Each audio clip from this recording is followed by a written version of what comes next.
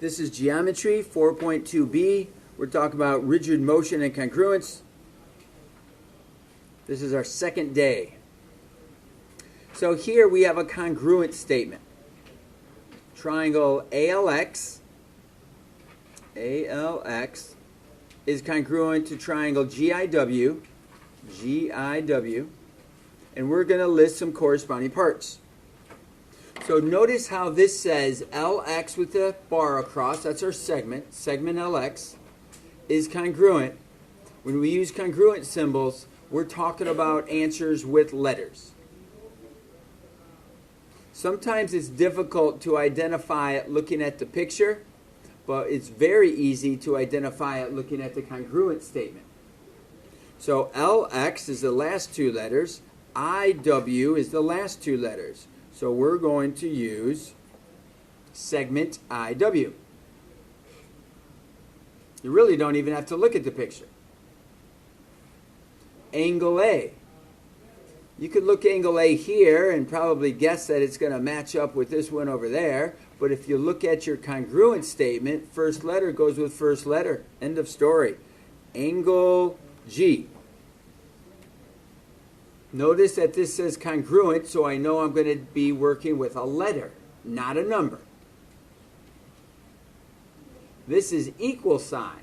Equal signs deal with numbers. So it says IW. IW is the last two letters, so that goes with LX. IW, I'm trying to figure out what IW is. That is supposed to be the same thing as LX. Hey, LX is 4 centimeters. So I write down 4 centimeters.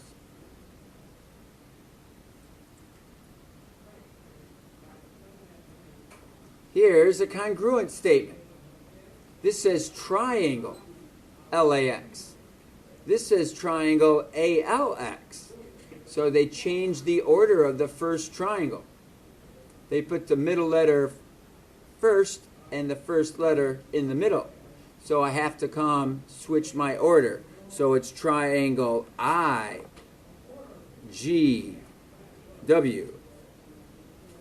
The X still goes with the W. The A still has to go with the G. Since the A was the middle letter, the G has to be the middle letter. The order matters in a congruent statement. I can't say that enough. Super important. Angle I. Congruent. We're looking for a letter. So what letter do you think it's congruent to? I is the middle letter. L is the middle letter. So angle L. Here's an equal sign.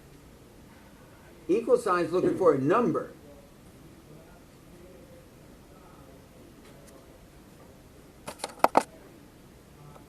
Since A goes with G, I see G is 55, so that means A is 55. And that's 55 degrees. The measurement of angle L is supposed to match I, so I can look at I.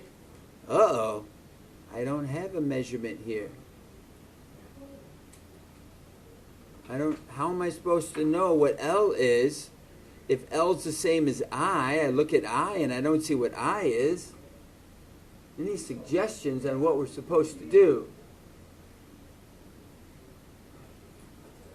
Well, since we know it, we know if a triangle, then sum of 180 degrees. We have a triangle here. So I know all the angles add up to 180. This is not a right angle, so there's not a shortcut we can do. We actually have to use all the angles. So we have 92 plus 55 plus the measurement of angle L to equal 180. This is 147.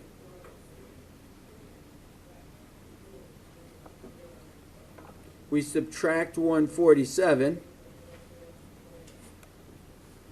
the measurement of angle L is going to equal 33.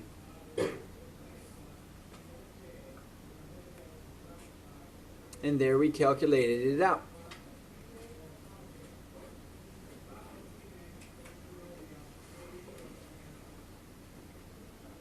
Now we come down to our second group of questions. Here we're asking for a congruent statement. You need to know what a congruent statement is. We're going to use them a lot in the future. So our congruent statement. They're not asking for all 6 of them. They're just asking for one. So you can name your first triangle in any order you want. Your choice. Looks like the same picture we used before. So I often like to go with 1 tick mark, 2 tick marks, followed by 3 tick marks for the angles. So I'm going to say triangle, N, because that has 1 tick mark, L has 2 tick marks, and for this same triangle, K has 3 tick marks. That has to be congruent, because we're writing a congruent statement, to the other triangle. Now the order matters. I said 1 tick mark, 2, and 3. So in the other triangle, I have to go from 1 to 2 to 3. So L to N to M. Notice that we switched the order of the N and the L because we went at it from a different direction. We still had to go from the congruent angles, and the congruent angles were on different vertices. So we use the letters in the opposite order. That would be one of the correct 6 ways to do it. There are other ways. This is one way. How about this? This is a little tricky. As of today,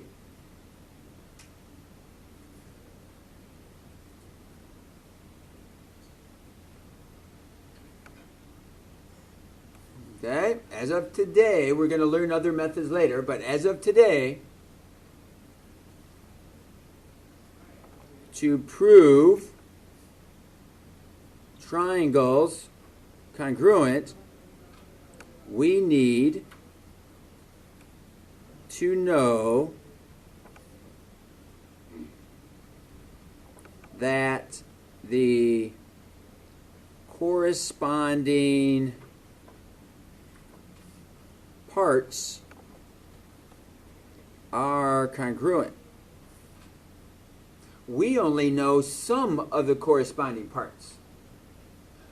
We have the 1 tick mark with the 1 tick mark, the 2 with the 2, the 1 with the 1 for the angle, but I don't know about T.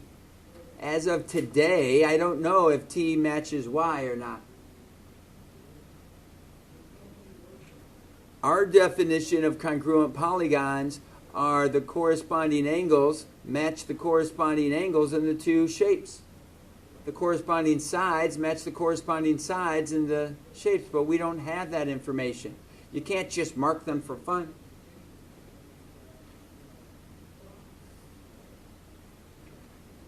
So not enough information. We don't have enough information. They might be congruent, which I can tell you they are, but we don't know it because we don't have enough information.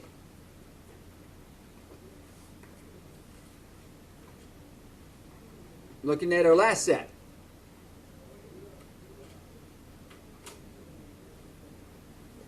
Here I know I have a pair of angles the same, I have another pair of angles the same, but I don't have my third pair of angles the same. I have a pair of sides the same, another pair of sides the same, a third pair of sides the same, but I still don't have these angles the same.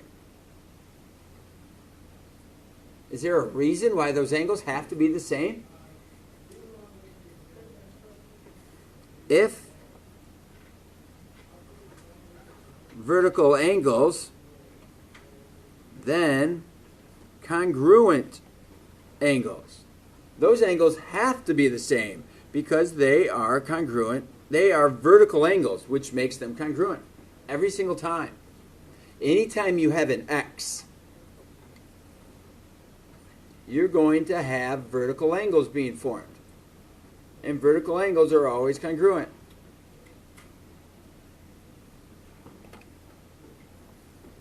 So my congruent statement, like I said before, I like to go with 1 tick mark, 2 tick marks, 3 tick marks.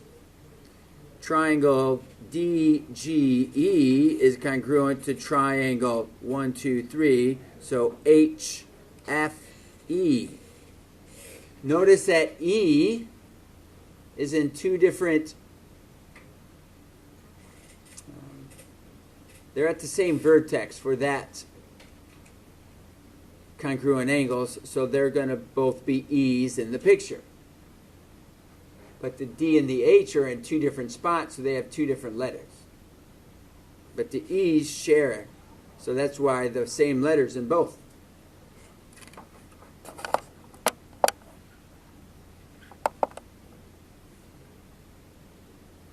Okay.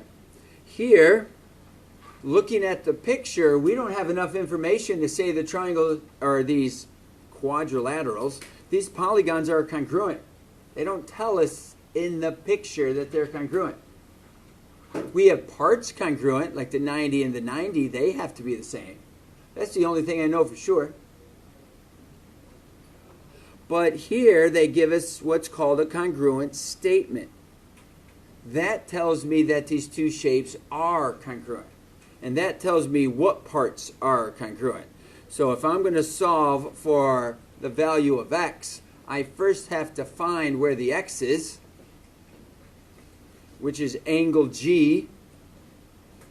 I know that the angle G has to be congruent. Second letter has to match the second letter with the T. So the measurement of angle G has to equal the measurement of angle T. If they're congruent, then they're equal. Now we can substitute in our values. And now we can solve. So when we divide by 2, we get 55 for the value of x. It's not 55 degrees. X is not an angle, it's part of an angle, so it's just 55. Then it asks us for the measure of G. Well, we know the measure of G is the same as T, so the measure of angle G, of course, is 2 times 55 minus 7. We know that it's 103. And that is a degree.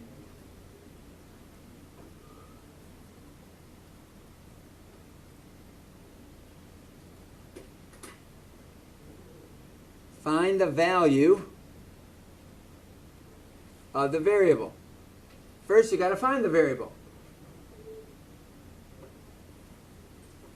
So you think for a minute, how can I get the value of y?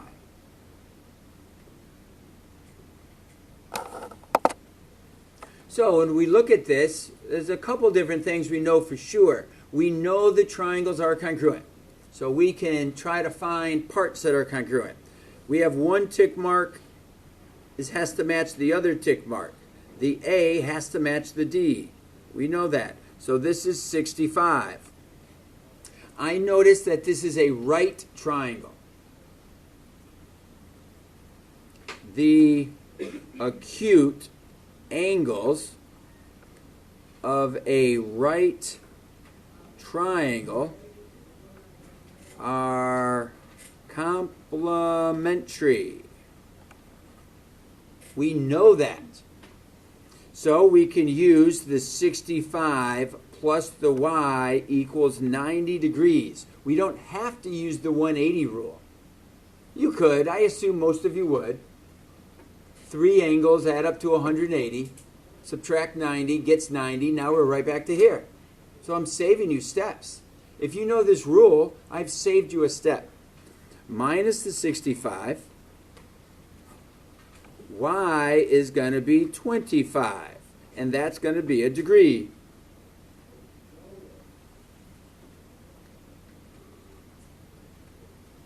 Let's look at letter B. Can you come up with a plan for letter B? What do you see? What do you think? Making the decision. So go ahead and pause the video. You calculate what the value of y is.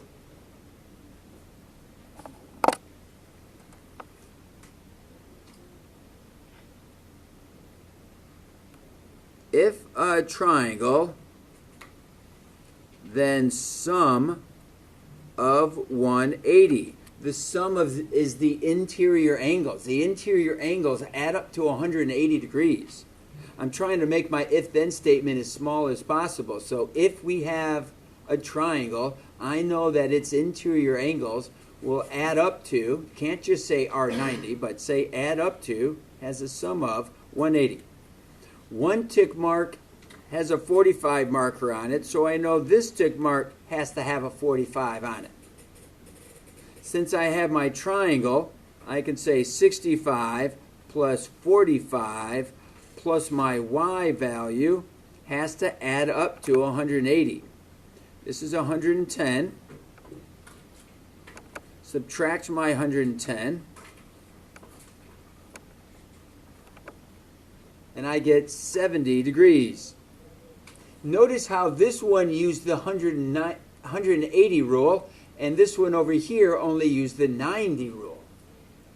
This was a right triangle, so we only need to talk about the acute angles, are complementary.